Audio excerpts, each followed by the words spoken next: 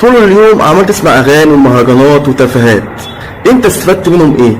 الاغاني والمهرجانات اديتك ايه؟ ايه اللي انت استفدت منه؟ خدت حسنات؟ هل ربنا سبحانه وتعالى هيرضى عنك وانت تسمع اغاني ومهرجانات؟ ليه تسمع اغاني ومهرجانات؟ القرآن اثر معاك في حاجة؟ ربنا سبحانه وتعالى يقول على القرآن: وننزل من القرآن ما هو شفاء. يقول الله سبحانه وتعالى على القرآن: وإنه لكتاب عزيز. يقول الله سبحانه وتعالى: ألا بذكر الله تطمئن القلوب. انت عايز قلبك يكون مطمن، عايز قلبك يكون مرتاح. الراحة في ذكر الله في القرآن، مش في الأغاني والمهرجانات.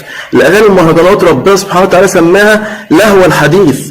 لهو الحديث يعني بيلهيك عن ذكر الله وعن كل خير، وانت برضو مش عايز تبعد عن الأغاني والمهرجانات وعمال تسمعها. اديتك ايه؟ ولا أي حاجة. خاف على نفسك، الموت بيجي فجأة. توب إلى الله سبحانه وتعالى واسمع القرآن. عندك أصوات جميلة جدا،